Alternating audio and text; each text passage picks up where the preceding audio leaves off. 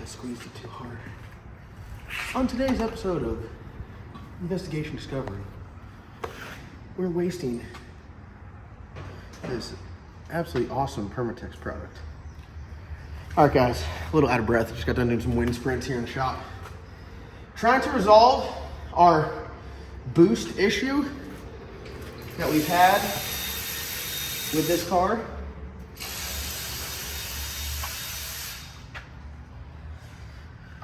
So, let me explain what we've had going on. Slick Rick CO2 boost controller. Here are our HOLLEY bolt valves. The configuration of this is set up extremely similar to every other car we have that runs a turbo with CO2 boost control. We're using a Rife sensor block. It's supposed to have 3 200 PSI sensors. This middle one has a map sensor in it. It was just a miscalculation. As you can see, it runs from right here all the way over to our dome pressure. We had some serious issues on the dyno trying to figure out why it wouldn't make power when we're putting dome pressure to it.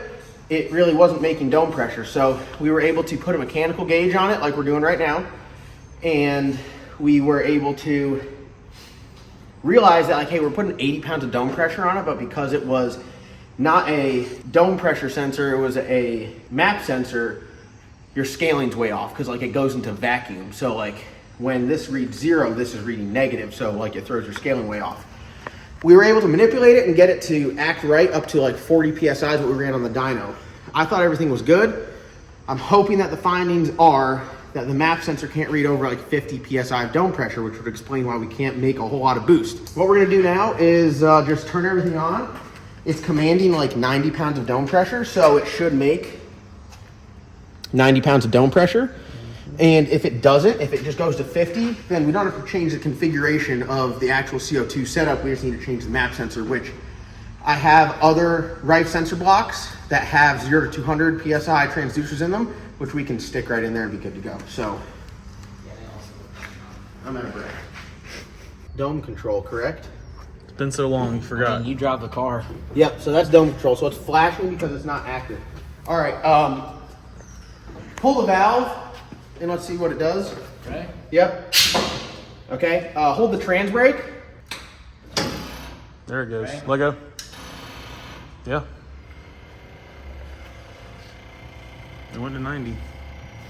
That's Right not. there That's at not. That's not a good finding. No, it's not.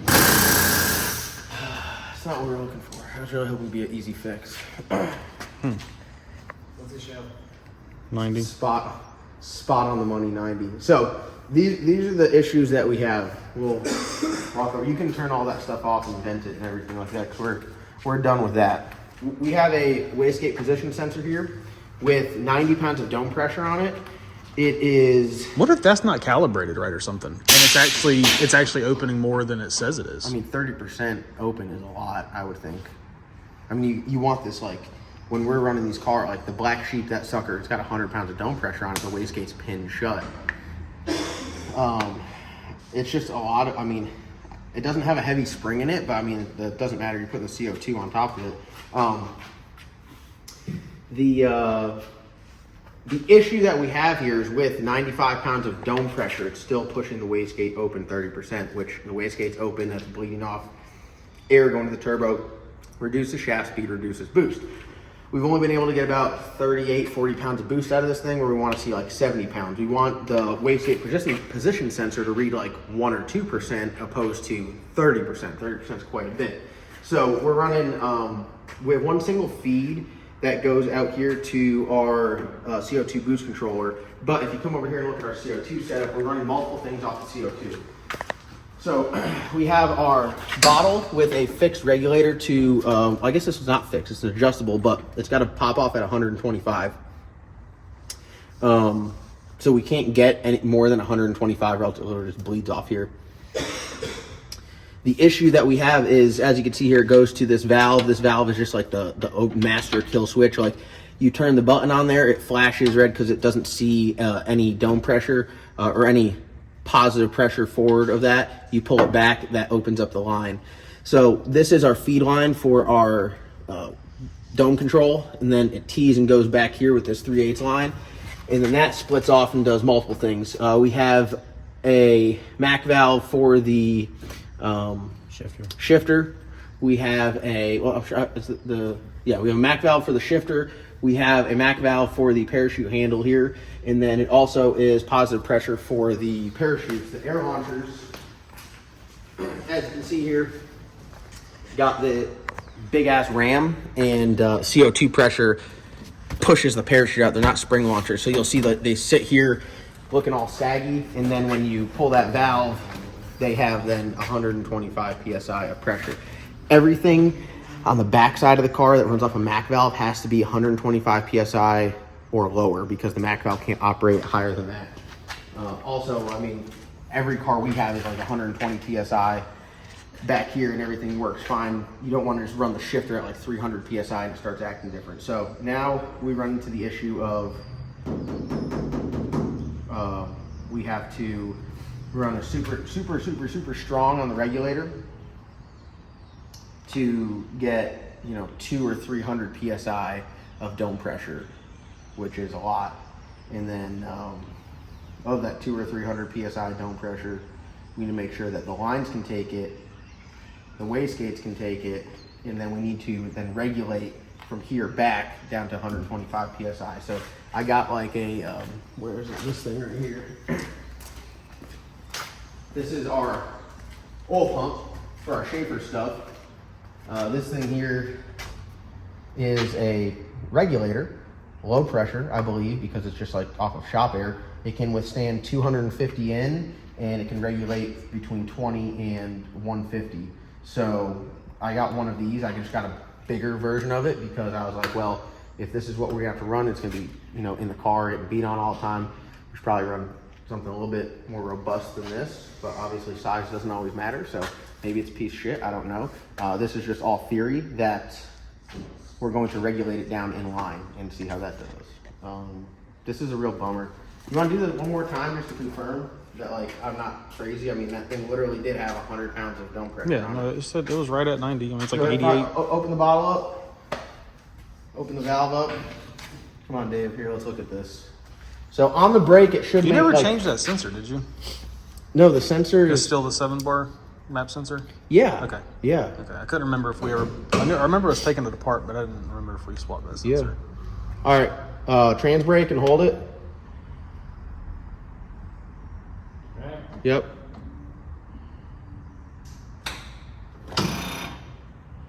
So 30 pounds on the dome, and then let go of it. That's a. You just got a little leak. Oh, is that this? Yeah. I was like, damn, is that line about to bust? That's a spicy ramp, if you can't tell by how much dome is going in that. So, that sucks because that wasn't the fix. I was really hoping to be. Yeah, so that's 10. That's 10. So if we just set the sensor up to what it is right there. All right, now let go of the button.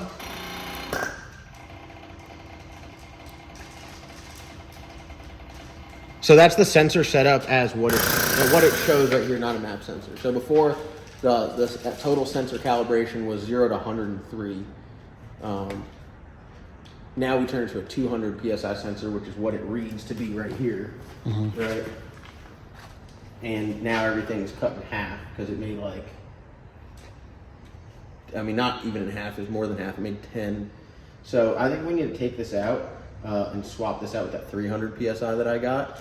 And then let's recalibrate it as a 300 psi. And then we'll see if we can get a true 100 out of it. All right, you guys are in for a real treat today. I was going to show you guys how to, I feel like that's got to sit lower or it'll crush the wires.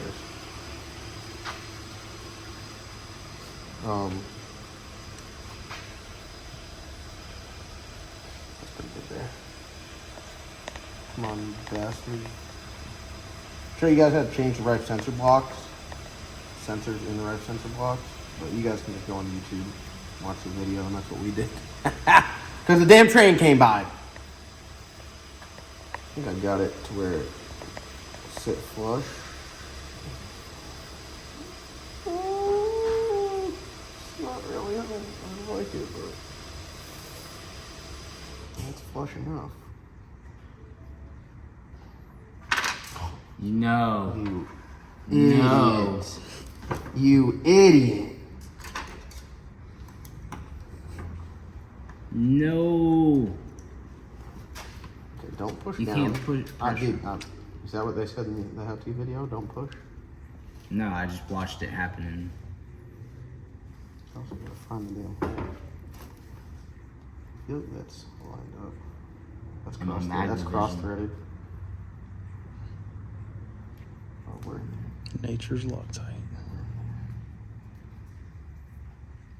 We're in there. So now we have a 300 PSI sensor. So technically speaking, we can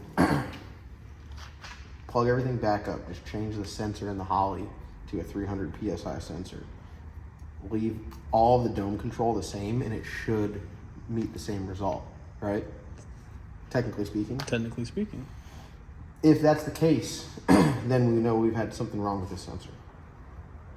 Which we know. If that's not the case, something else is going on. What that might be, don't know. But I'm hoping that we put that in there, change it to 390 pounds of dome pressure, it makes it just fine. Then we go through the struggle of figuring out the regulator, like what to make the regulator handle, like I feel like 250 pounds of dome. I mean, it might be something where it's like a slippery slope once it starts, like once you get over 100, 110, it starts really like making a lot of steam. So you don't have to go, might only have to go 150, 140. But having a 300 PSI sensor in there, in my mind, you can be able to go up to 250, you still have something to go.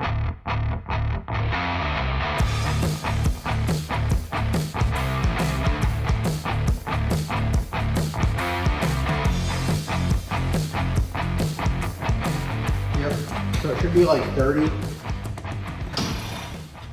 Ooh, we're on the money. All right, let go of it. Is it gonna blow this thing like at my face? I feel like it is. All right, we're on the money. You're good. So now we got the sensor right. It's reading correctly on the 300 PSI sensor. So all the data we have and everything is still good. Now we can figure out a way to put more dome pressure on it. I'm thinking, right? So if you look at that regulator's got the damn blow off on it. This one's preset at 150. Let's look around at all the regulators we have in here.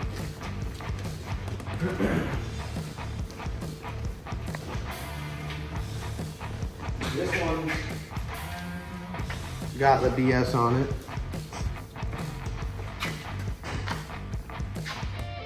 This one doesn't have a regulator in it. RIP the cow.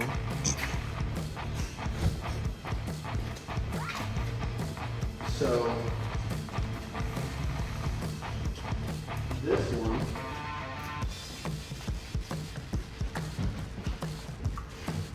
one is our winner! Winner, chicken dinner! So this one doesn't have a blow off on it because the blow off's on the burst panel is on the bottle. So we need to get this regulator out, put this regulator in there, change the fitting from 1/4 to 3/8, and then we can test it, just the whole system, before we go to stepping down the other one. Does that make sense? Did that make sense what I said? So what I said to anyone that doesn't know what I'm doing made no sense. Step it down before the other one. I was with you. So if this works, right? So if we set the dome pressure on this to 175, right? Like we'll set the regulator at like 200. We'll set the dome pressure that we're commanding to 175. If it goes to 175, I forgot to call Turbo Smart and ask it for. Yeah, it goes to waste gates. 230. What's that? It goes to 230. The waste gates do? Yes. You check that? Yes. They're good. And what happens after 230? I assume it blows the diaphragm. Thanks for checking. Got you, bud. It's either 220 or 230, but it's over 200.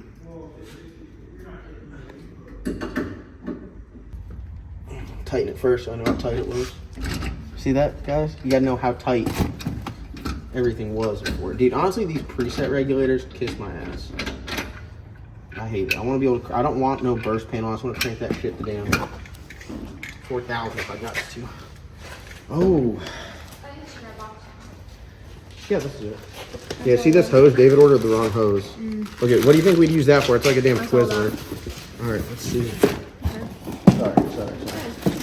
I'm excited, all right? Did we get the right fittings? So far, I haven't seen them. Well, they're all in that bag right there. So far, I haven't seen them. So not a good look so far. Well, we weren't ordering fittings for that regulator. No, it's either. the same size though. Oh, you're a lucky bastard. You know what I'm saying? Oh, you lucked out today. I just ordered what I was told to order. Except for that hose. Yeah, that 1/8" airline. 1/8 inch. I lost my wrench out of excitement.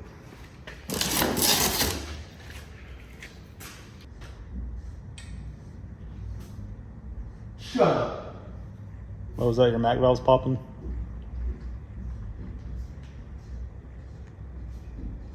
What you got pressure now? I was going the wrong way. Oh. Alright, hold on. That sounds like blowout. Nope. That is 220 on it. Alright. Yeah. Oh boy, this might be better than I thought. Then all I had to put that absolutely atrocious inline regulator somewhere in here. Right? Yeah, so it's got 150 on the dome after like a second. Trans brake, alright, release. What's it showing? It's spot on the money, it's on 30. Alright, now step back, ready? Yeah.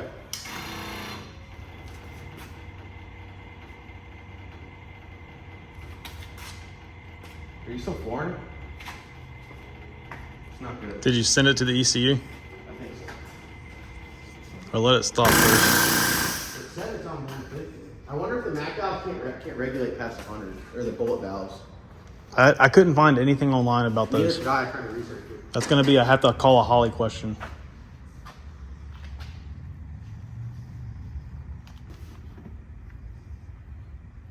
Let me call someone really smart with the Holly stuff. Thank you, Devin Vanderhoof. I just called Devin, and he said that you have to change the What was it? Fixed boost rate or something? Fixed like the whatever your working pressure is for the bottle. So it's set at 200. 200 is the max. So it's set at 150 now for dome pressure. So Logan, when you grab it, it should go to 150. Hold on. 150 is rapid now. Yeah, I was going to say, it's going to be 150 moving. all the way around. Yep. All right, Logan. Ready? Wrap Is it. the bottle on? Is everything on? Yes. All right. Yes. Yeah. Oh, yeah. Oh, yeah. Oh, yeah. Oh, yeah. All right, stop. All right, bud. It's showtime. Oh, yeah. It's showtime. Oh, yeah. Oh, yeah. 150 on the dome. Talk to me. So we can go all the way up to 200 on the dome. And if it don't get it done with 200 on the dome, We'll put something else on it here. needs something else. Yeah. So we fixed that. So now the only other thing we have to do is Hey, you want to hear what that sounds like bleeding off on that rate? yeah. It only takes one bleed off. Yeah, it's a lot of pressure. We just need to make sure that this style regulator will work good. That's a lot of pressure.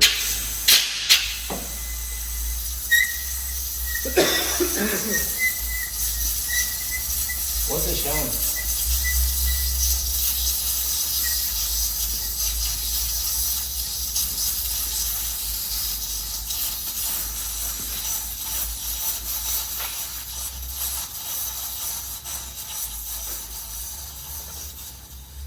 Is the bottle empty? Not yet.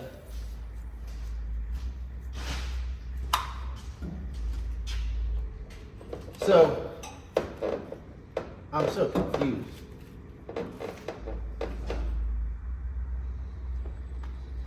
So it just emptied the bottle Did it? down to that PSI. I think it vents it, like just atmospherically, where instead of like it just like stops it at a PSI and lets a certain amount pass, it vents. maybe. So I don't think these will work. It'll stop it at 140. See, it keeps. It's like. No, there's no way it would work like that because then it would just make the air compressor run 24/7. The other one's bigger than this. The other one said it can accept 250 psi. Maybe this one's smaller, can only accept like 160 psi is what it says on the gauge. You know what I'm saying? That's all I could think. And it drained the bottle down to 160 psi. Yeah. Yeah, the bottle is, yeah. It was just venting until it can get to a point where it can regulate it. I need a low pressure way to regulate 200. I mean, is 250 psi or 200 psi considered high pressure? Not a clue in the world. I thought high pressure was 300 and over. Is it? I mean, the bottle's thousands of pressure, thousands of psi. I should say, not pressures. Well, my idea didn't work live, so we need to go back to the drawing board. But we got one issue figured out. The second one is how do we regulate the MAC valves? So, I mean, we'll have to wait till those fittings come in for that other one. even if, I mean, David might be right where you got to run it where you got Two bottles. just for the time being until we can figure out, find a dual regulator, you know what I mean? Yeah, I mean, I have a dual regulator coming, which I mean, literally the dual regulator. Straight off the bottle? Yeah, so it's a dual regulator off the bottle from, what is it, Pierce Precision? Oh, they Pierce? finally got back with it? Yeah, so it'll be here Monday where it's got, see, the issue, it's adjustable. It's 300 PSI adjustable, so I can adjust that down to 200 PSI, and the other one I can adjust to 125. So it'll just be, there'll be two off of here, so this valve is kind of useless in that sense, where the valve will only control it to make sure you don't do a burnout with a boost controller on, you know, like if you have the button clicked. Mm-hmm. So that's the only thing. So I think we're fine. But yeah. I guess we'll just wait on that. Because this one I've lost faith in these regulators. Yeah, no, they're not designed for this. No, not designed for this. It was a good idea, just didn't work. I mean, if it has 150 PSI coming into it, it's fine. But if it has 200 PSI, it's like, nah, bro, not today. So, we'll take this out right here, out of this T. Here, come look at this. What we'll do is we'll take this out, we'll plug it. So the high pressure, the higher of the two pressures will be just going for the 200 PSI regulated will just be going forward to the dome control, and then the Secondary can secondary be 125.